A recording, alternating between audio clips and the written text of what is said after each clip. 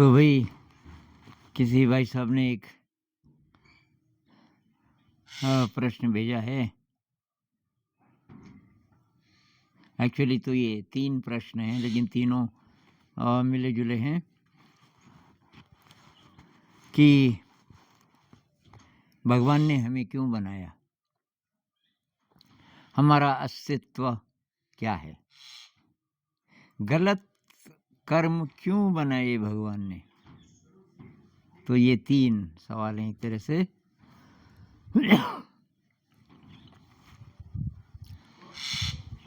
तो भाई मैं क्या मानता हूँ मैं वो बोलूँगा। और वैसे तो बहुत सारे मत हैं और आप भी अल्टीमेटली वही मानेंगे जो आपको ठीक लगेगा, वही मानना भी चाहिए। लेकिन जो लोग ये फिलॉसफी पढ़ते हैं ना, कभी कभी कंफ्यूज्ड हो जाते हैं। तो मैं भी हुआ था 9th 10th में, मैं अथीस्ट बन गया था कि कुछ नहीं है। उससे पहले मेरी बहुत ज़्यादा आस्था थी देवी देवताओं में। और ये हनुमान चालीसा पूरी याद थी मुझे। कुछ कुछ प्रकार के मंत्रों के मैंने जाप भी किए। एक हनुमान जी का मंत्र था, 1 पेज का रहा होगा। तो मंत्र तो नहीं, कुछ और बोलेंगे उनको। ये 1 पेज का था और उसमें लिखा था कि अगर आप 1100 बार इसका जाप करेंगे तो ये हो जाएगा, वो हो जाएगा। और 8th की परीक्षाएं थी, तो 8th की परीक्षा के लिए वो सेंटर गांव से काफ़ी दूर था। तो रात हम वहीं रहे 8-10 दिन, जब तक परीक्षा ख़त्म नहीं हुई। तो सुबह गुरुजी उठा देते थे, बिजली थी नहीं। तो ये लालटेन होती थी मिट्टी के तेल की, और मैं ऐसी जगह बैठता था, वहाँ कोई बैठना नहीं चाहता था। वहाँ लाइट जाती नहीं थी लालटेन की, एक ही लालटेन थी और बच्चे रहे होंगे 18-20। तो उस कोने में बैठने की बढ़िया जगह थी, लेकिन अंधेरा था। और मैं वहाँ क्यों बैठता था, क्योंकि मैं तो जाप ही करता रहता था। तो मैंने क्या किया हुआ था कि एक जेब में किसी चीज़ के बीज मैंने रखे हुए थे और दूसरी जेब खाली है। तो जैसे एक मंत्र हो गया, तो एक तो मैं कॉपी में भी रेखा खींचता रहता था, एक और हो गया, एक रेखा और है, तो अंधेरे में भी खींच सकते हैं आप। तो लाइट बहुत कम होती थी वहाँ। और मैं एक मंत्र हो गया तो एक बीज वहाँ से उठा के दूसरे जेब में। लेकिन 9th 10th में मैं नास्तिक हो गया, ये विज्ञान के चक्कर में। और मैंने कहा विज्ञान तो बोलता है एटम से बना है सारा ब्रह्मांड और कुछ नहीं है, सब जैसे रेत का ढेर है ऐसे ही है, एक दिन ख़त्म भी हो जाएगा। और इंसान की ज़िंदगी बहुत छोटी है और फिर एक दिन ख़त्म हो जाएगा। विज्ञान में ये तो सिखाते नहीं कि कोई मॉरलिटी भी कोई चीज़ है, सच बोलना चाहिए, प्यार से रहना चाहिए, सेवा करनी चाहिए। ये सारी बातें जो ज़िंदगी के लिए बहुमूल्य हैं, ये विज्ञान में आपको कहीं नहीं मिलेंगी। भाई चाहे तुम ये भी मानते हो कि ज़िंदगी बहुत क्षणभंगुर है, फिर भी जितनी देर आप ज़िंदा हैं, तो अगर आप इन वैल्यूज़ को अपनाएं तो सुखी रहेंगे, ये विज्ञान नहीं बोलेगा। अब तो कौन बोलेगा? भाई बच्चे को विज्ञान तो आप पढ़ा ले रहे हो, उसमें बोल रहे हो कुछ नहीं है जी, आत्मा परमात्मा। और ये जो दूसरी वैल्यूज़ हैं आप ये भी नहीं बता रहे। तो खैर, तो भाई अब एक व्यू तो यही है, जो वेस्टर्न फिलोसोफर्स को जो लोग पढ़ते हैं, और वो हर उम्र के लोग हैं, वो जो बहुत ज़्यादा प्रभावित है इन लोगों से, वेस्टर्न साइकोलॉजी से और वेस्टर्न फिलॉसफी से। बहुत डेंजरस है भाई। अगर आप अध्यात्म में नहीं जाएंगे तो ये आपको उदास ही करेंगे ज़िंदगी में। सिगमंड फ्रॉयड का अध्यात्म से कुछ लेना देना नहीं है। मेरी सलाह है कि उसको मत मानो, क्योंकि उसने बीमार लोगों के साथ काम किया। उसकी बातें ज़्यादातर लोगों पर लागू इसलिए होंगी कि ज़्यादातर लोग बीमार हैं मानसिक रूप से, स्वस्थ बहुत कम है। एकदम स्वस्थ कहेंगे जो संत है, जिसके अंदर कोई राग नहीं है, कोई द्वेष नहीं है, कोई तृष्णा नहीं है, उसको हम स्वस्थ कह सकते हैं। ऐसे लोगों को उसने कभी स्टडी नहीं किया। सिगमंड फ्रॉयड कभी ब्रह्मचर्य के बारे में नहीं बोलेगा। तो खैर, अब इस पे वही तर्क-वितर्क तो मेरे साथ मत करना, क्योंकि मैं उसका जवाब दूँगा नहीं। मुझे सिगमंड फ्रॉइड आध्यात्म की दृष्टि से इस श्रेणी का लगता है कि उसको भाई छोड़ दो, है ना? मिस्टिक्स को पढ़ो। तो वेस्टर्न अगर आइडियाज़, वेस्टर्न विचारकों को पढ़ना है तो एलन वॉट्स को पढ़ लो, एल्डस हक्सली को पढ़ लो। कुछ-कुछ वैज्ञानिक हैं जैसे डेविड बोम है, तो उनको आप पढ़ लो। रूपर्ट शेल्ड्रेक हैं, अभी ज़िंदा होंगे। ऐसे-ऐसे कुछ-कुछ लोग हैं।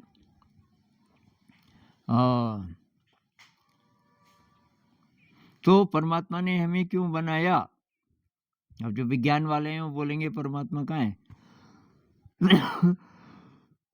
परमात्मा ने नहीं बनाया। ये तो बायोलॉजिकल खेल है एक प्रकार का, और उसमें नर मादा मिलते हैं, उससे नया प्राणी आता है, फिर मर जाता है कुछ उम्र होने पे। लेकिन आध्यात्म के हिसाब से इसका जवाब देंगे। हमारा अस्तित्व क्या है? गलत कर्म क्यों बनाए भगवान ने? इसमें भाई मेरा व्यू ये है कि भगवान हमसे अलग नहीं है, सभी कुछ भगवान है। ये जो बोलने वाला है, उधर से जो सुनने वाला है, ये जो लैपटॉप है, ये हमारा फ़ोन है, सब कुछ, आकाश है, धरती है, सब कुछ वही है। उसको आप गॉड कहो, उसको भगवान कहो। डेविड बोम कहते हैं होलो मूवमेंट है। उसको आप सुपर कॉन्शियसनेस कहो, उसको ब्रह्म कहो। जो अद्वैत वाले हैं वो यही मानते हैं। अद्वैत वाले कहते हैं दो नहीं है। जो बना और जो बनाने वाला है ये दो नहीं है, इसलिए बनाने वाला नहीं है कोई, ये सब बन रहा है अपने आप। एक सुपर इंटेलिजेंस है। और जिस तरह आप डांस और डांसर को अलग नहीं कर सकते, वैसे ही आप भगवान को और अपने आप को और इस ब्रह्मांड को अलग नहीं कर सकते। डांस और डांसर को आप अलग नहीं कर सकते, क्योंकि डांस अगर बंद हो गया तो डांस बंद हो गया तो जो डांस कर रहा था उसको आप डांसर तो नहीं बोलोगे ना, अभी तो डांस हो ही नहीं रहा। तो अब डांस हो रहा है माइनस डांसर, है पॉसिबल है कि भाई डांस तो हो रहा है लेकिन डांसर नहीं है? ये भी नहीं हो सकता। तो ये सारा नृत्य कर रहा है, एक डांस है। सारे एटम्स से लेके गैलेक्सीज तक सारे के सारे ये डांस कर रहे हैं, और उस डांस में हम भी हैं। डांस कर सको तो मज़ा है, नहीं कर सको तो दुख ही दुख है।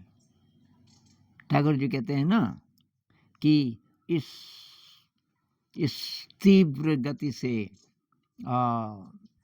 हो रहे नृत्य में आप भाग ले सकते हो कि डर रहे हो? भाग ले सकते हो तो फिर जीवन एक डांस है। भाग नहीं ले सकते तो फिर फिर आपके लिए दुख ही दुख है, चिंता ही चिंता है। इस व्यू के हिसाब से अब आप बोलोगे कि ये जो अहम ब्रह्मास्मि बोलते हैं ना अद्वैत में, इसीलिए बोलते हैं कि मैं ही ब्रह्म हूँ, ब्रह्म आपसे अलग नहीं है। मतलब परमात्मा कहो, भगवान कहो, अल्लाह कहो, आपसे अलग नहीं है, आप वही हैं। तो वही हैं तो फिर मैं दुखी क्यों हूँ? ये प्रश्न होता है लोगों का कि अगर ऐसा है तो मैं दुखी क्यों हूँ? भाई दुखी इसलिए हो कि तुमने अपनी दिव्यता को नहीं जाना। तुम भगवान हो लेकिन तुम जिसको मैं बोलते हो वो तो अहंकार है और वो तो भ्रम है। जिसको तुम मैं कहते हो वो क्या है? यादें इस ज़िंदगी की। अगर आपकी याद ख़त्म हो जाए, अल्जाइमर्स डिज़ीज़ एक होती है ना, उसमें याद ख़त्म हो जाती है। कल्पना करो कि आपको याद ख़त्म हो जाए। आपको अपना नाम नहीं पता, इस जगह का नाम नहीं पता, कुछ नहीं पता आपको। अब किसी ने पूछा आप कौन हो, बता पाओगे? कोई डेफिनेशन ही नहीं है, ज़ीरो। तो ये जो तुच्छ सी डेफिनेशन हमने बनाई होती है अपनी इस ज़िंदगी की यादों के आधार पर, तो उसको तो ड्रॉप करना पड़ेगा। अगर आपको अपने दिव्य वाले हिस्से को छूना है, पता करना है, तो उसकी पहली शर्त है कि जिसको तुम मैं बोलते हो, अहंकार जिसमें मेमोरी है इस जन्म की, उसको आपको ट्रांसेंड करना पड़ेगा, मतलब उसके बियॉन्ड जाना पड़ेगा। और तब आपको धीरे धीरे ऐसा भी अनुभव हो सकता है कि तुम बोलो कि मैं तो हूं ही नहीं। सूफी कहते हैं ना, मैं नहीं बस तू। और कबीर साहब कहते हैं बूंद समानी समुद्र में, बूंद समुद्र का हिस्सा बन गई, समुद्र हो गई बूंद रही ही नहीं। बूंद समानी समुद्र में सोकत हेरी जाए, अब उसको आप ढूंढ ही नहीं सकते। मेरा जो मैं है वो विलीन हो गया अनंत में। तो ये हमारा अस्तित्व है। अस्तित्व ये है कि हम अनंत हैं, विराट हैं, हम आत्मा हैं बेसिकली। एक प्रकार का ध्यान भी होता है ना, जिसमें वो सिखाते हैं कि मैं शरीर भी नहीं हूँ, मैं मन भी नहीं हूँ, मैं विशुद्ध चेतना हूँ। या अद्वैत वाले यही वाला ध्यान सिखाते हैं। वो क्यों सिखाते हैं कि वो जो वाला हमारा हिस्सा है शरीर और मन के पार वाला, असली वो है। मैं शरीर नहीं हूँ, मन नहीं हूँ, ये तो पचाना मुश्किल है। जब तक जिंदा हैं तो शरीर तो है, मन भी है। वो ऐसा इसलिए बोलते हैं कि ये आवरण है, आवरण है हमारे असली सत्य का। और असली सत्य के दर्शन तब होंगे जब हम इसके पार जा पाएंगे। शरीर से भी अपने को डिफाइन नहीं करेंगे और मन से भी नहीं। तो अब गलत कर्म किसने बनाए? जब हम कह रहे हैं बनाने वाला कोई और है ही नहीं, ये खुद ही बन रहा है, तो कुछ गलत और कुछ सही, ये क्यों होता है? तो मेरे ख्याल से कुछ नियम हैं अस्तित्व के। उन नियमों के हिसाब से जब हम ठीक चलते हैं तो तब हम अच्छे कर्म कर पाते हैं। जब हम ठीक नहीं चलते, उल्लंघन करते हैं अच्छे नियमों का, तो तब दुष्कर्म होते हैं। वो भगवान ने नहीं बनाया, वो हमारे ही कर्म हैं। हम ही ने अज्ञानता में ऐसा किया। वो कहानी मुझे बहुत अच्छी लगती है, वो एडम और ईव की है ना, क्रिश्चियनिटी में। वो क्या मानते हैं कि हमारे जो आदि पूर्वज, सबसे शुरू के जिनसे मनुष्य जाति बनी, तो एक था एडम पुरुष, और एक थी ईव। और ये पैराडाइज में रहते थे, मतलब स्वर्ग जैसी जगह थी। और बस एक ही उनको बात बोली गई थी कि बाकी भाई सब ठीक है, एक फल का पेड़ है यहाँ उस गार्डन में, उसका नाम था गार्डन ऑफ ईडन, पैराडाइज में। वहाँ वो रह रहे थे, बहुत ब्लिसफुली जी रहे थे। उनके अंदर कोई काम वासना नहीं थी, नंगे रहते थे, वस्त्र नहीं पहनते थे, क्योंकि कोई गलत चीज़ उनको नज़र ही नहीं आती थी शरीर में जिसको ढकना पड़ जाए। और दोनों बहुत प्रेम से रहते थे। तो कि उनके लिए एक नियम था कि भाई एक वृक्ष ऐसा है फलदार, शायद सेब का, तो वो सिंबॉलिक होगा। वो फल का मतलब ऐसे फल का वृक्ष नहीं, कहने का मतलब होगा कि कुछ कुछ प्रकार की जो चीज़ें हैं वो आप करोगे तो आप तब दुखी हो जाओगे, कष्ट में जियोगे। तो कि उसका फल नहीं खाना। एक पेड़ ऐसा था, केवल एक। कहानी लंबी है कि फिर वो सेटन आया, कोई दुष्ट आया जो कि भगवान का विरोधी था, और उसने ईव को तैयार किया बहला फुसला के कि ये फल तुम खाओगी तो और सुंदर हो जाओगी और शक्तिशाली हो जाओगी वगैरह। वो खा देती है, वो खा देती है। फिर एडम आता है, एडम अब उसके अंदर काम वासना जाग जाती है। अब एडम कहता है अब तेरे को तो सजा मिलेगी। तुझे यहाँ इतनी अच्छी जगह अब नहीं अब तो रह ही नहीं सकती, तेरी जो वाइब्रेशन है वो डिग्रेड हो गई, पर मैं तुझे छोड़ना नहीं चाहता। तो एडम को इतना प्रेम था, उसने कहा वही सज़ा मुझे तभी मिलेगी जब मैं भी ये फल खाऊंगा। वो भी ये फल खाता है, फिर उनको इस मृत्युलोक में भेज दिया जाता है। और फिर क्योंकि उन्होंने शुरुआत कर दी थी गलत कर्म की शुरुआत, तो आगे बढ़ती गई बढ़ती गई बढ़ती गई। फिर कुछ कुछ ऐसे लोग हुए जिन्होंने फिर रास्ता दिखाया कि आप अच्छे कर्म करोगे तो दोबारा से आप उसी प्योरिटी पे पहुंच जाओगे। तो ये संत लोग जो बताते हैं जो रास्ता, तो बुद्धिज़्म में कहते हैं निर्वाण। आप निर्वाण को प्राप्त कर लोगे। निर्वाण का मतलब वही स्टेट जब आप एकदम प्योर हो। और ये कि मुक्त हो जाओगे, ये जितने भी शब्द हैं उनका वही मतलब है कि भाई अगर आप अच्छे कर्म करोगे तो पिछले जो बुरे कर्म हैं उनका असर ख़त्म हो जाएगा। तो भगवान ने भाई बुरे कर्म नहीं बनाए, हम ही नहीं बनाए, हमने गलत कर्म किए जिसके कारण हमें कुछ फल मिला, कुछ अब मिलेगा। कई लोग कहते हैं ना कि पिछले जन्म के दुष्कर्मों का फल अब क्यों? भाई पिछले जन्म में दुष्कर्म ही किए तो वो बढ़ता गया, वो उसका जो वजन है मैल का वो बढ़ता गया, तो अब वो तो धोना ही धोना है। तो अब उस जन्म में नहीं धो पाए तो अगले जन्म में। तो कहते हैं कि जब हम मर जाते हैं, ये एनडी के कुछ वीडियोस देखना आप, नियर डेथ एक्सपीरियंस, जो कुछ देर के लिए मर गए थे 2-4-5 मिनट के लिए और फिर मिरेकुलसली फिर जिंदा हो गए, उनके प्राण वापस आ गए। उस बीच वो कहाँ थे 4-5 मिनट, कमाल के डिस्क्रिप्शन उनके। तो कहते हैं कि इस शरीर में से कोई दूसरा शरीर निकलता है, उसको एस्ट्रल बॉडी बोलता हूँ मैं, उसके और भी नाम है, और उसके पास अनंत ज्ञान होता है और वो इस ब्रह्मांड में कहीं भी वो शरीर जा सकता है, कोई भी जानकारी ले सकता है। तो वो शरीर होता है आत्मा का वाहन, आत्मा उसका इस्तेमाल करती है। आत्मा का तो कुछ नहीं होता ना, कोई शरीर नहीं होता, आत्मा कभी लिप्त नहीं हो सकती किसी बुरी चीज़ में, क्योंकि आत्मा तो परमात्मा का स्वरूप है। तो एस्ट्रल बॉडी का उपयोग करती है मैल को ले करके अगले जन्म तक ट्रांसफ़र करने के लिए। तो कहते हैं हमारी जो एस्ट्रल बॉडी है वो हमेशा हमारे साथ रहती है। तो जब हम मर जाते हैं तब हम एस्ट्रली बॉडी रह गए, ये तो ख़त्म हो गया। वो एस्ट्रल बॉडी तब हम जब नया जन्म लेंगे तो तब वही बॉडी चाहे दूसरी बॉडी, लेकिन वो जो मैल है, जो संस्कार हैं गड़बड़ या अच्छे या जो भी है, मतलब हमारी पूंजी है अच्छे बुरे कर्मों की, वो लेकर के फिर हम पैदा होते हैं। तो अगले जन्म में फिर हमें उसके साथ काम करना होता है।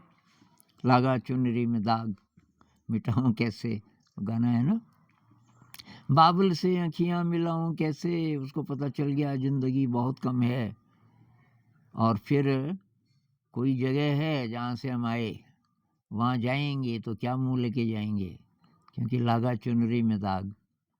तो चुनरी में दाग का मतलब क्या है? ये जो मैल है दुष्कर्मों की। तो अब ये जो गलत कर्म है ये हमारी कमाई है। बुद्धिज़्म में तो भगवान को मानते ही नहीं, ना वो ये बोलते हैं भगवान है, ना ये बोलते कि नहीं है।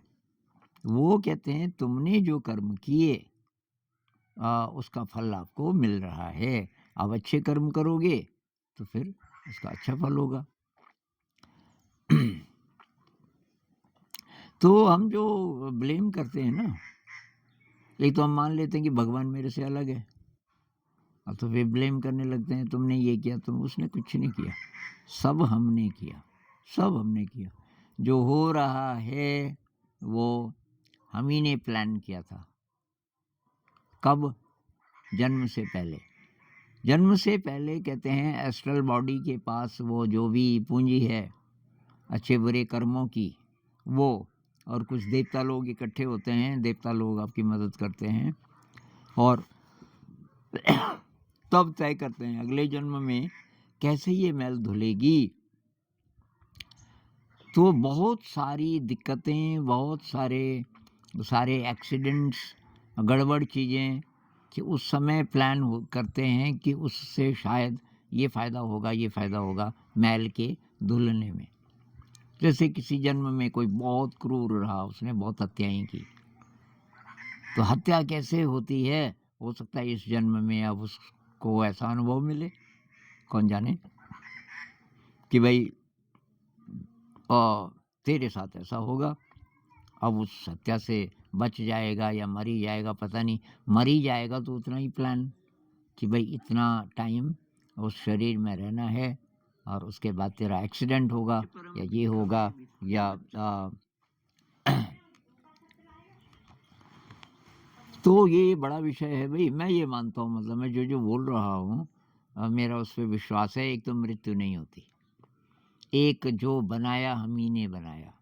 हमारे अंदर ही वो सुपर पावर है, जिस अगर हम एक्सेस कर सकें तो।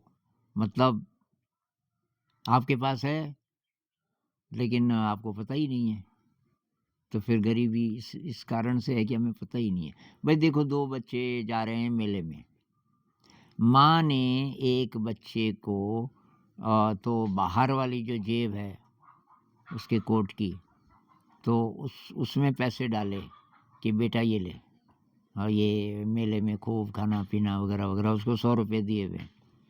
और जो दूसरा बच्चा है, वो जंगली की तरह जाता है हिलते-हिलते, तो माँ बोलती है तेरे बाहर के जेब में रखूँगी मैं तो तू गिरा देगा, और वो भुलक्कड़ भी है। तो तेरे कोट में ये देख अंदर एक सीक्रेट वो है पॉकेट, उसमें रख देती है। अब वो रख तो देती है और वो ध्यान से देखता नहीं। अब रास्ते में वो बार-बार अपना नोट निकाल के देखता है दूसरा, और इसको बोलता है भई कि 100 रुपए में मैं तो ये करूँगा, वो करूँगा, चरखी पे भी बैठूँगा और ये जलेबी भी खाऊँगा वगैरह-वगैरह। और तो क्या करेगा? अब वो अपनी जेबों में हाथ डालता है बार-बार, कहीं है ही नहीं। वो कहता है मेरे को तो दिए ही नहीं शायद, मेरे पास तो है ही नहीं। अब ये सोच के मेले में जा रहा है कि इसके पास कुछ नहीं है, और दूसरे को पता है कि उसके पास पैसे हैं। दोनों की अलग-अलग मनस्थिति है, जबकि दोनों के पास है सब कुछ। इसके पास है पैसा, लेकिन इसको पता नहीं है। हमारी ऐसी हालत है, हमारे पास सब कुछ है, लेकिन हमें पता नहीं है। और फिर हम बाहर की तरफ देखते हैं, बाहर जिधर-जिधर और लोग जा रहे हैं, भीड़ में हम भी शामिल हो जाते हैं। तो अपने ऊपर रिस्पॉन्सिबिलिटी लो भाई पूरी। मैं जैसा भी हूँ, मैं दुखी हूँ, मैं कष्ट में हूँ, कई साल से ये प्रॉब्लम है, वो प्रॉब्लम है वगैरह-वगैरह, किसी को दोष मत दो कि जी चाइल्डहुड का ट्रॉमा है, मेरे को पिताजी पीटते थे, मेरे पिताजी अल्कोहलिक थे, और मेरे पे पढ़ाई का बहुत ज़्यादा प्रेशर रहा, और मैं बार-बार फ़ेल होता रहा कॉलेज में, और वगैरह-वगैरह, और इसलिए अभी हालत है। ऐसा मत बोलो। मैं रिस्पॉन्सिबल था हर चीज़ के लिए। कुछ चीज़ें मुझे समझ नहीं आ रही कि मेरे साथ क्यों हुई, लेकिन उनका कोई कारण होगा जो मुझे नहीं पता। अब मुझे पता चल गया है कि मैं ही ज़िम्मेदार हूँ, तो मैं अब क्या करने वाला हूँ। वैसे भी ब्लेम करके कोई फ़ायदा तो है नहीं, वो तो गया। अब मैं क्या करने वाला हूँ, ये एए में बोलते हैं ना, अल्कोहलिक्स एनोनिमस, मतलब जो लोग ये शराब, नशे, ये शराब और भी नशे हैं ना, उसकी लत पड़ जाती है, तो उनको छुड़ाने के लिए एक संस्था होती है लगभग हर एक शहर में, अल्कोहलिक्स एनोनिमस एए। वहाँ बोलते हैं कि आप अल्कोहलिक बने, उसके कारण रहे होंगे, लेकिन अब आप एडल्ट हो गए, 18 साल से बड़े हो गए, किसी को ब्लेम मत करो कि वो रिस्पॉन्सिबल है, वो है उसके कारण हुआ, नहीं। आप बोलो आई एम रिस्पॉन्सिबल, मैं अल्कोहलिक हूँ, उसका कारण मैं हूँ। क्योंकि वो शुरुआत कैसे हुई भूल जाओ, अभी आप चाहो तो इसको छोड़ सकते हो। ये जब आप ठान लोगे कि मैं ही रिस्पॉन्सिबल हूँ, किसी को ब्लेम नहीं करना, तब शायद आप हिम्मत जुटाओ, और तब शायद आप आगे बढ़ सकते हो। ऐसे ही हमको करना चाहिए। जीवन में जो भी कष्ट है, जो भी दुख है, किसी को ब्लेम मत करो। एक तो उससे एनर्जी वेस्ट होगी आपकी, फ़ायदा कुछ है नहीं। अगर आप अपने ऊपर ले लोगे, ब्लेम अपने को भी मत करो, ऐसा हुआ अज्ञानता में या कैसे भी, लेकिन अभी मेरी ये हालत है, मैं कैसे यहाँ से उठूँ, इस दलदल से कैसे मैं बाहर निकलूँ, इस कष्ट से, इस एंग्जाइटी से, इस डिप्रेशन से वगैरह वगैरह, कैसे मैं बाहर निकलूँ। और आप ठान लोगे तो आपके अंदर अनंत शक्ति है। इस पे और बात करेंगे कभी। नमस्कार।